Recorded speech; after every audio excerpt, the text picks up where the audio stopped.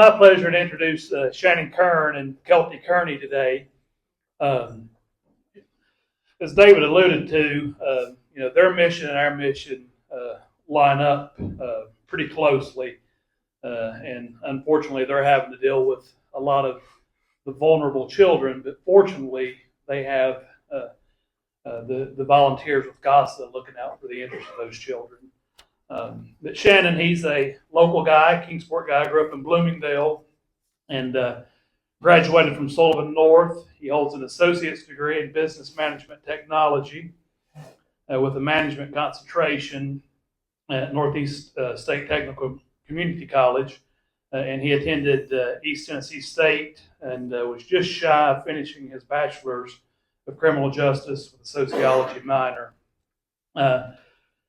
Shannon, he's served in the nonprofit sector for over 30 years now, which it takes a true heart to serve in that sector. So earlier on in the early 1990s, for Volunteer Kingsport, he was volunteer office assistant working with Mary Ann Morey, and then later Volunteer Kingsport led to from a part-time to a full-time paid position with Big Brothers Big Sisters of Greater Tri-Cities, there serving as office manager, fundraiser, and volunteer coordinator for 10 years.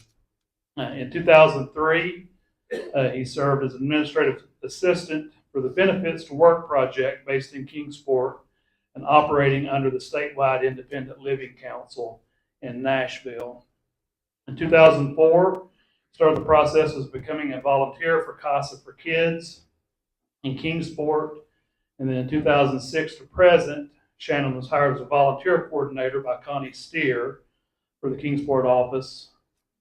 2 years later, he advanced to program coordinator from 2008 to 2023. And as of October 2023, he currently serves as the executive director for CASA for Kids. So if everyone please stand and give Shannon.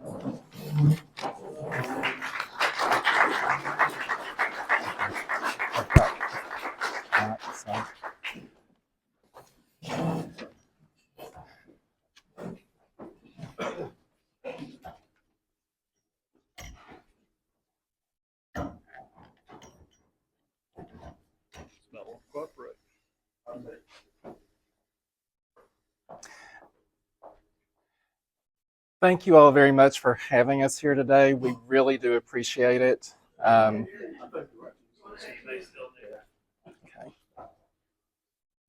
Okay, can you hear me?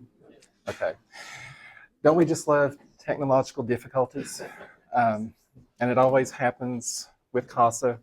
We have it happen in the office quite often. Want to speak with you all today about kind of where things are with CASA. We have had a lot of change over the past year, but the change has been very positive. We have seen an increase in our board membership. We have seen a beginning increase in volunteers. And right now, we definitely need volunteers in Bristol and Hawkins County. Not that we don't need them in Kingsport as well. We need them all over.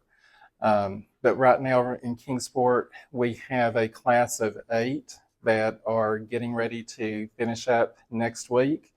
And hopefully they will be able to be sworn in sometime in the first couple of weeks of April. But we have made a lot of strides over the past year, and we're very thankful for that, thankful for the community support and so forth. We can't do it without community support. But I want to get into my presentation. I was hoping that another volunteer would join us, but he's got a lot on his plate right now and getting ready to go on vacation starting tomorrow. So I've got Miss Kelty here, and she'll be speaking after my presentation on her experience. And I want to show you something that we were very fortunate to be able to have accomplished for CASA, and it's a brand identity video that we were very much in need of. The last video that we had was with Connie Steer, the director who had been with CASA for many years. and did a phenomenal job as the director. That video, I mean, we've worn it out with Connie. It has been used in trainings and so forth. And so we knew that it was time we need to get something updated. So thanks to our friends at Cumberland Marketing, they helped put together this video that you're going to see, hopefully, and get some insight on what CASA is about.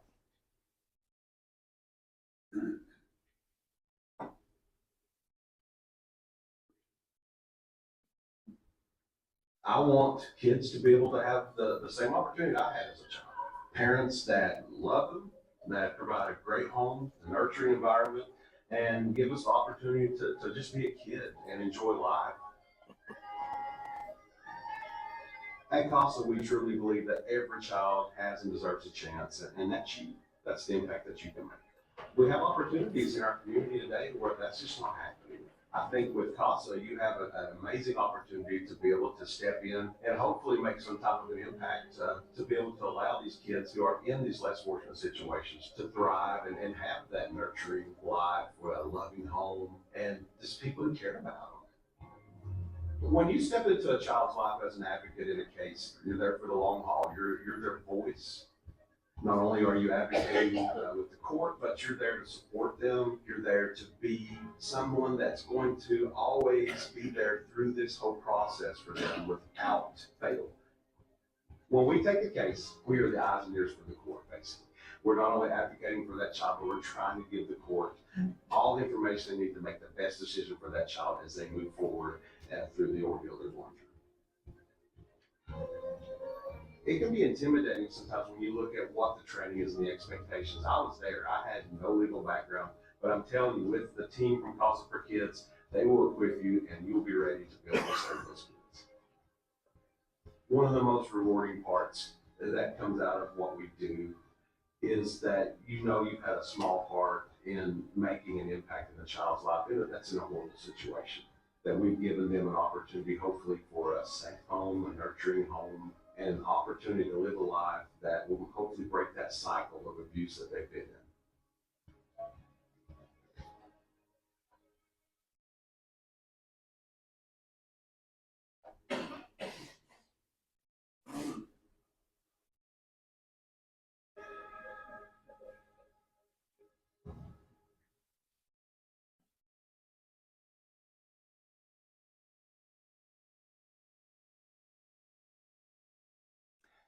Okay, and as it says at the end of that video, every child has a chance. It's you.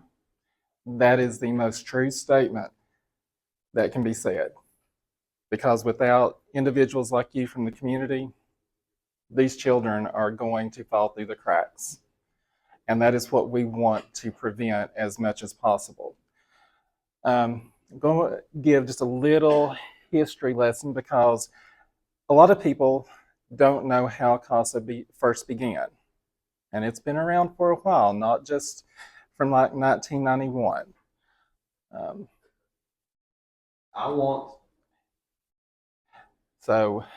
And here's our mission. And I will get into this a little bit later as to how we achieve this. But this will give you an idea of what we do because we recruit and support professionally trained court-appointed special advocates for abused and neglected children in need of safety, stability, and permanency, brought to the attention of the juvenile courts, giving them the opportunity to thrive. So how we go about doing that, we will talk about in just a few minutes. Little history lesson. So CASA began in 1976 in Seattle, Washington, with Judge David Sukup. Juvenile court judge having to make decisions about children that are going through situations that nobody wants to think about because abuse and neglect is not an easy thing to deal with. But he's having to make decisions on what's best for these children. And he was very concerned over the fact that at that time, there was nobody speaking up on behalf of the children. And so he felt he didn't have all the facts to be able to make solid decisions. I mean, he was quoted as saying he was scared to death on making some of those decisions without all the information he needed. That is still true today. As many of our judges have said, if it wasn't for CASA, I would not have the full picture. So CASA is very important. So Judge Sukup thought about it for a while and finally came up with an idea that there has to be a way to make this happen. And so he came up with the idea of recruiting community volunteers, properly trained, and they'll be able to speak on behalf of these children. And initially he was thinking there's probably only going to be about 4 or 5 people show up for this meeting that I've asked people to attend. He was very much surprised. 50 to 60 showed up. And that is what started the CASA movement. By 1977, it became the National CASA Association, Court-Appointed Special Advocates. As of today, there are 939 programs across the country with 97,000 CASA volunteers serving over 200,000 children. In Tennessee, because this is something that's not always known, there are 31 programs serving 59 counties for a number of 1,660 CASA volunteers serving over 4,800 children in the state of Tennessee. Tennessee CASA is one of our technical assistance programs that helps us to be able to do what we do. They provide us a lot of materials for public awareness, guidance as far as programming, training. We get a lot of support for the training aspect, which is very, very key. So you see there is great support for the program and the volunteers. And in looking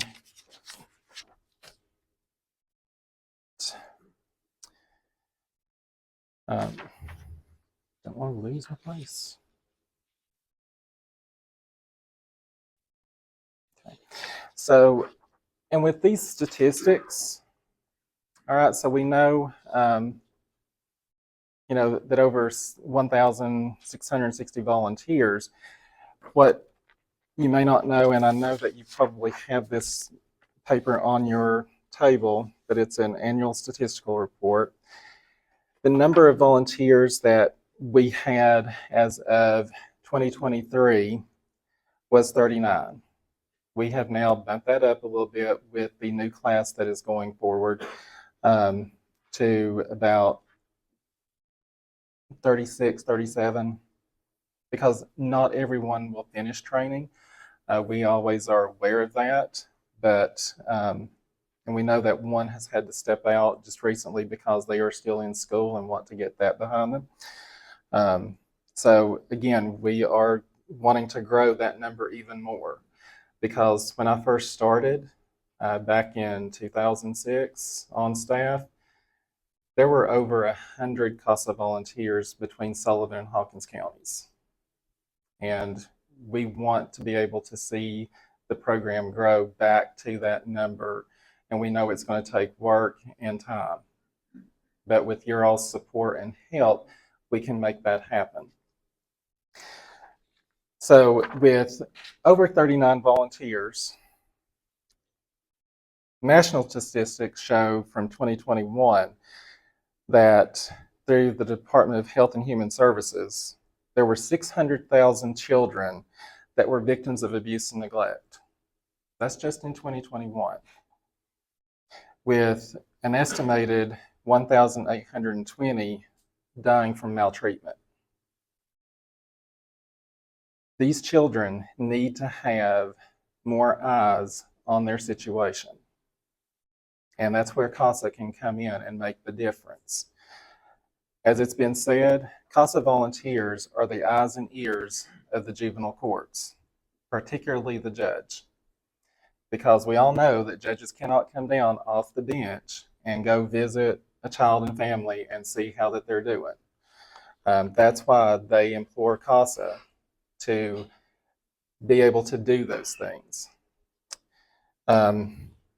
In looking at our local statistics, you'll see by the years from 2018 to 2023, yes, our numbers dipped a little bit, and that was because of COVID.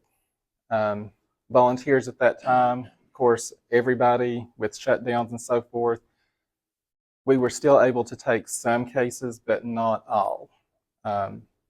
And volunteers really only need to work 1 to 2 cases at a time because they can last a while. And I will point something out a little bit later on that.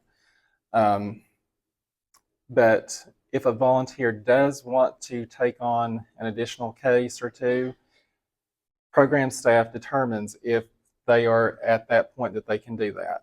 They look at how long they've been a volunteer, their training, and things of that nature, and make the determination that they are able to do it. Because we also take into account the volunteer's time, because we know that we want volunteers to maintain self-care. That is one thing that we do promote because we know that the cases that we're appointed to are stressful in and of themselves. But as you'll see, from 21, we had served 275 children. And in looking at information from the Annie Casey Foundation and looking at reported cases of abuse and neglect versus substantiated cases, in 2021, there were between Sullivan and Hawkins counties, I'll just give the Sullivan number first. Sullivan County had 2,258 reported cases of abuse and neglect. In 23, we had 1,875.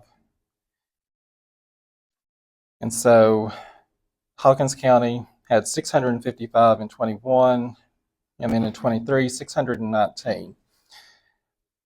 With those numbers, and with the rate that is determined by population data, the rates for both counties exceeded the state rate. And the example I'm going to give here is for Sullivan and Hawkins counties, the rates were 5.7 and 6.3. The state rate for 2023 was 4.4. So between our counties that we serve, the number of children that suffered, that had reported cases of abuse and neglect, was more than the state average. So we need more volunteers to be able to lay eyes on these children.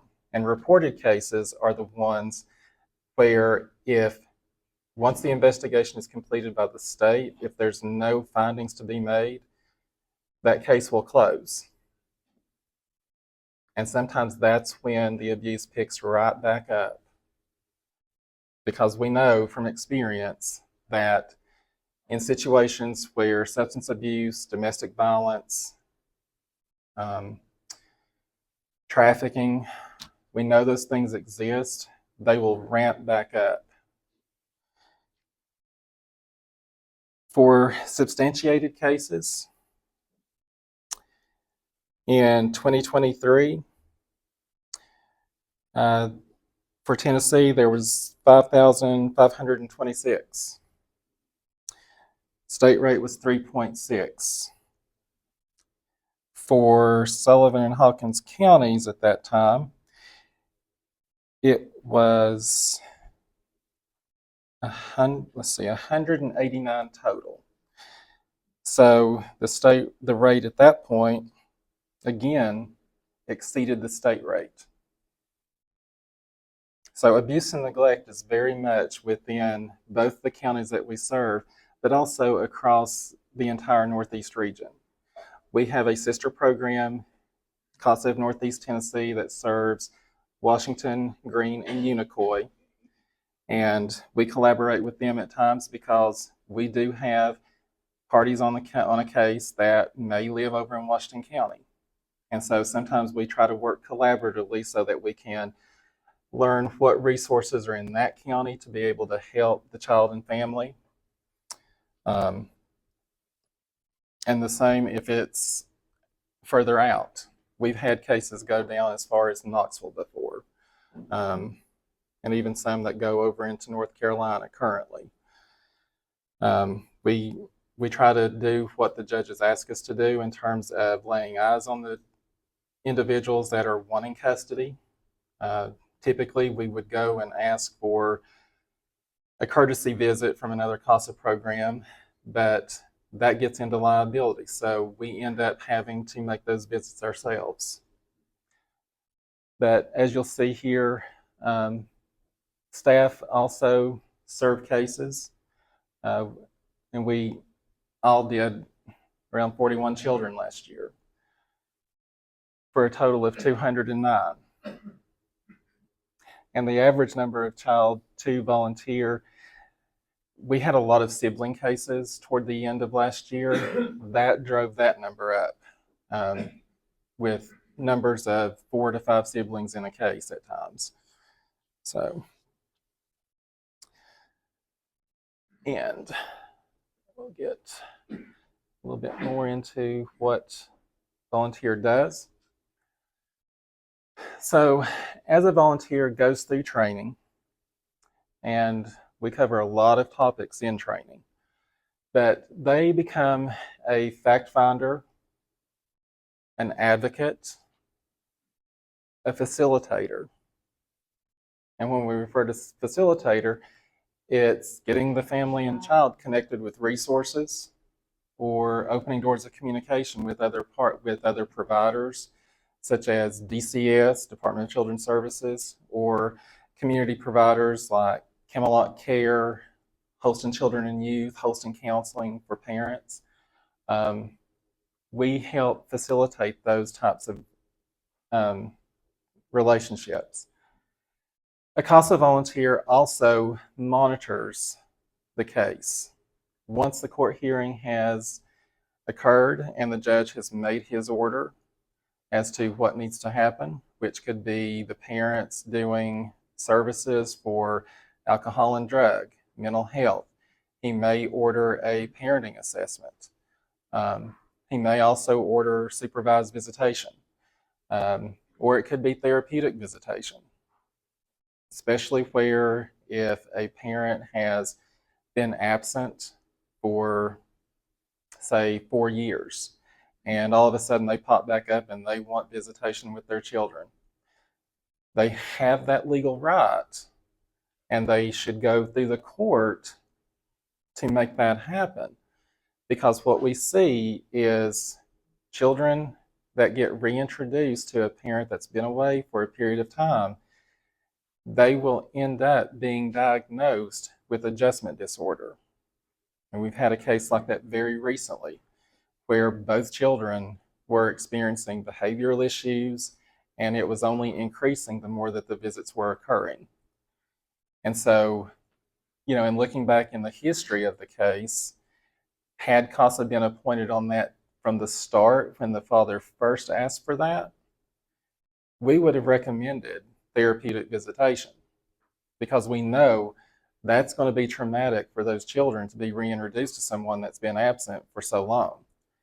And the more that we've investigated, the more that we've learned that there were mental health issues on the father's side of the family that needed to be addressed. And hopefully now, with the current order that's in place, things will be able to move in a positive direction. But only time is going to tell. And a volunteer, a CASA, is a constant during that case for the child. They're consistent volunteers, see their children at least once a month, whether that's at home or at school, or if they're in foster care, they can see them in their foster home. Most of the kids that we deal with, some of them can be in foster care, and we will follow them there until that case achieves a resolution. Because that's one of the things that we do when they are in foster care. We are to be there until that case is resolved. And the same applies for if the child is in the custody of a relative. We stay until the judge has determined that things are at a good place where he feels the case can close at that point. He will order additional services as needed and make further decisions at that point. But once the case is closed, we no longer have any contact with that child or the family. We used to do follow-up contacts 6 months after, but that started to become a concern because some parents were like, "What are you doing calling me again? The case is closed." So we had to take that to our state director and say, "Okay, what do you want us to do?" And so it was determined that we will come up with a way of being able to track this and make it one of our outcomes, which it is very much so. And I'll talk about that in a second. So CASA volunteer training is 30 hours, and it's national CASA curriculum. And you see here the different items that we cover. We go over what the volunteer role is, and we talk about court report writing, which the report to the court is what the judge will receive from us to see what needs to happen. We talk with everybody that has any contact with that child. It can be the child's doctor, their therapist if they're in individual therapy. It can be other relatives. It could be neighbors, school personnel. We talk with everyone to get a full picture of what's happened in this child's life. And we put all that together in a comprehensive report with recommendations to the judge. The recommendations, of course, as staff, we go over with the volunteers, help them to determine what do they see as the child's needs are. We also address the mental health aspect, particularly if we know that domestic violence has been an issue, because a lot of kids have experienced that from looking at the case files. We also know that children have seen their parents or their caregivers in active substance use. When you have a child on a case that willfully shows you what their parent has done in front of them, and they can show you exactly how they tied the tourniquet on their arm and put the needle in. No child should ever have to witness that and have that etched on their mind from that day forward. That's one of the reasons why that we advocate for services, for therapy, until that child has reached the maximum benefit of that service, because that may take years. Because we know things like that are not an overnight fix. It's not going to go away anytime soon. And so we want children to be able to cope with what they're living through at that time and know that they will feel safe. That's where we will check out other family members who can step up and be responsible and appropriate and make sure that court orders are followed. When a court order is not followed in terms of visitation or not participating in services and so forth, we report that back to the judge as well. I mean, I know that a lot of people will think, oh, all you all do is tattletale on people. No, we're really not. We are speaking up on behalf of that child because no one else, possibly within the family, is willing to do it. And so that's where there are times that family members, they get to where they don't want to talk to us. But that's okay. If we're at the, I'll say, height of the case, we know that we have done our job in advocating for that child to be in a safe and stable environment. And we also know that children will do best in their families of origin. We don't like having to separate kids from their relatives and their families because we know that that's traumatic. So we do and look at everything possible that we can to minimize any further trauma that they've already been through. Because even when they are removed by the state, that's trauma. That's more than what they need to be dealing with. And so between us and DCS, we work together when we are involved in the same case to figure out how do we go forward here? How do we make things better for this child and be able to hopefully get them reunified with their parents, if that's possible? And that, again, that takes time.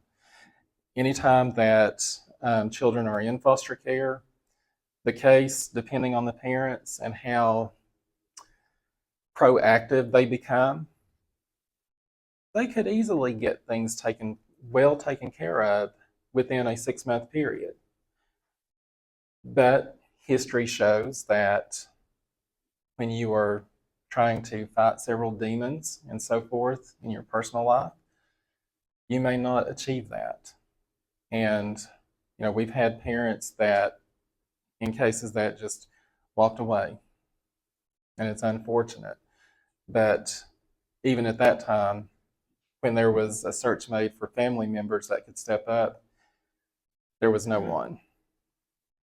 And so we always want to look for family if they're possible, but we know that sometimes that may not be an option as well. Also, we encourage 12 hours of continuing education because it is very important with so many changes that come about in child welfare. It is like something new every day. And that is one thing I have told people during my time with CASA. There has not been one single day that I have not learned something new in a given week. And it is constantly, you are always learning.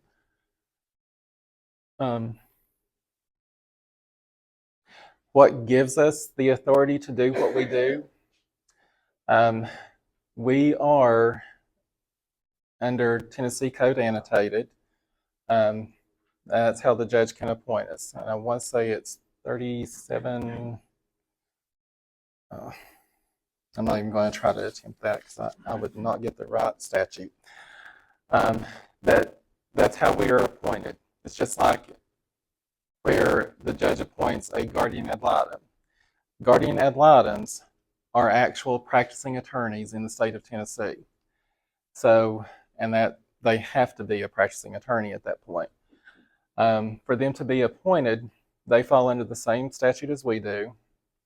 And as you see here, they do not have to do a report, but we do. And again, most of the times when we have a GAL on a case, they will go out with us. But we know that several attorneys that they are also in general sessions court or criminal court, and they will probably shoot an email or call us and say, okay, what's your recommendations? And so we'll go over them with them.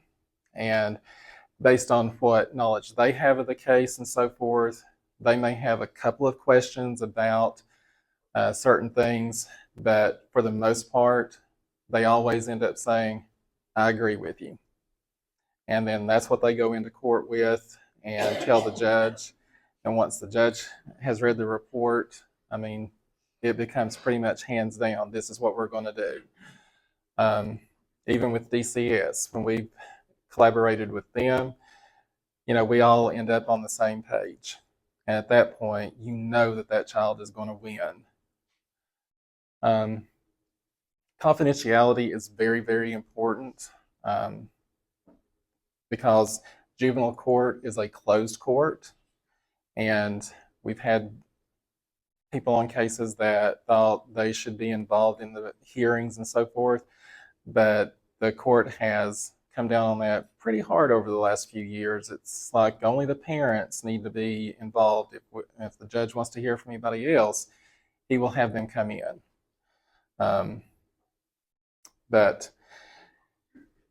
So let's see. So in talking about results, we are very proud of the results that we achieve in our cases. As I've said in training class before, when any of the judges say, I want all of the CASA recommendations incorporated into the court order, that's when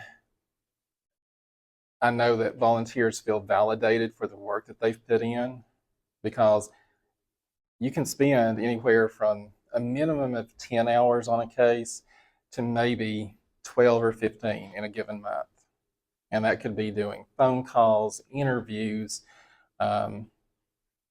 travel time, driving to see the child. They may be 30 minutes away, they may be 45 minutes away. It just depends. But when you hear a judge say that he wants all the recommendations in the order, it's validation that CASA works. CASA helps. And in looking at our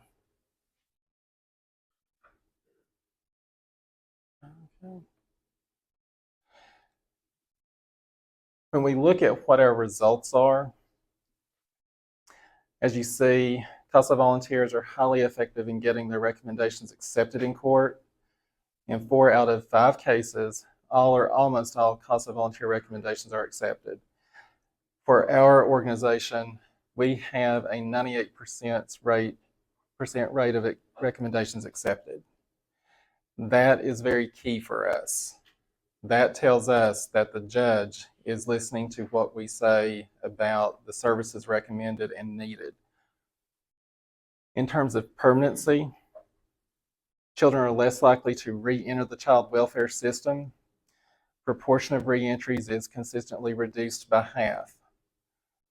For 2023, we had 100% success in a child's case not returning to court 6 months after case closure. That tells us that our recommendations for the placement was very much appropriate and solid. And so we are very proud of that. Enhancing well-being over time. When a volunteer is assigned, again, a higher number of services are ordered for both the child and the families. And on some cases, we may have 5 recommendations. We may have 14 on another. It all depends on what the dynamics are at that time within that case.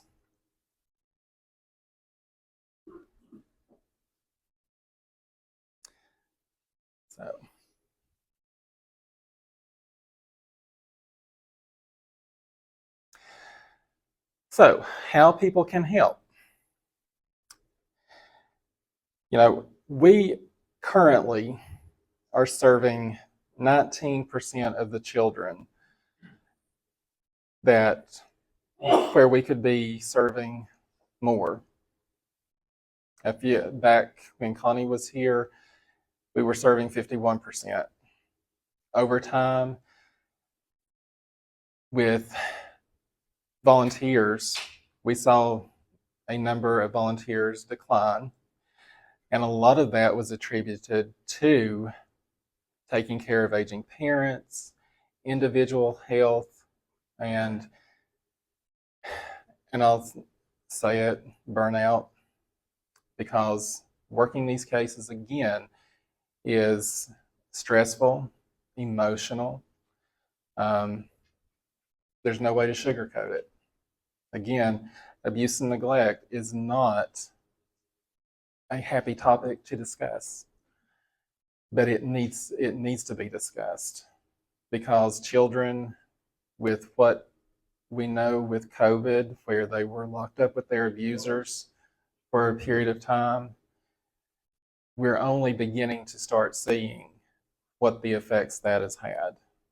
And that's why, with, my personal fear is we're going to see numbers go up more and more. And so we need to be able to meet that. But how the community can continue to help is participate in our fundraisers, contribute financially, monthly giving.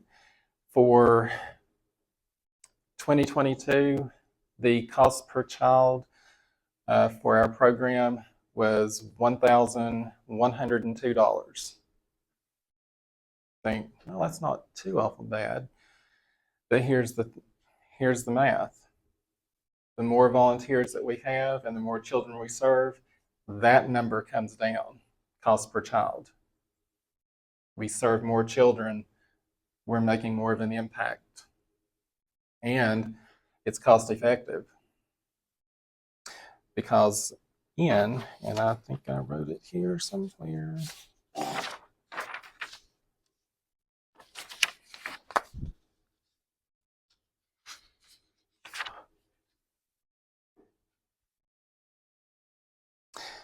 Well, for 2023, with 209 children served, as I said, our cost per child was $1,102. So we saved, and I'm just looking at this from between Sullivan and Hawkins counties, our organization saved the state over $100,000. CASA is a cost-effective program, and we know that we can do more with the community's support and backing. So, again, contributing, monthly giving, volunteer for the organization, become a board member, or a special event volunteer. We have 4 fundraisers during the year, with the Red Shoe Gala being the largest fundraiser that we do in February. We have a new event coming up June the 1st in Bristol, a pickleball tournament. So if you play pickleball, we would love to have you join us. It's going to be an all-day tournament, and it is really taking off right now. We have a lot of interest in that. We also have a Low Country Bowl for Hawkins County. That occurs in August. You're welcome to participate in that.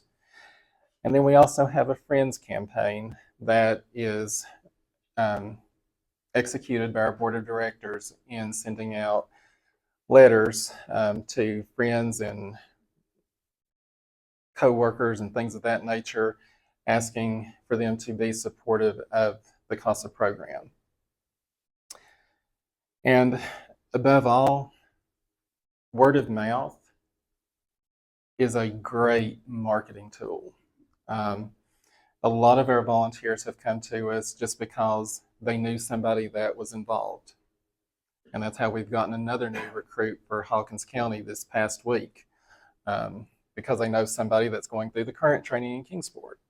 So word of mouth is wonderful. Speaking engagements like this, where we can talk about what our needs are, and like I say, volunteers and financial support is always going to be a need. That will never change. let's see. And if you get involved, we would love to be able to list you as a supporter and friend of CASA, because the more that the community is involved, the more of an impact that we can make. And that's what we want to do, is be able to make as strong of an impact as we can for the kids in Sullivan and Hawkins counties, because they're worth it. And, and looking back for just a second on, when Mr. Mullins was talking about my background a little bit, the reason I had to step away from finishing my bachelor's, I apparently am the go-to person in my family when things start to go wonky. My grandmother was literally my rock, and I had to help take care of her until it became a point where she had to go to a nursing home. And then, as life would have it, I had to do the same for my mother for several years.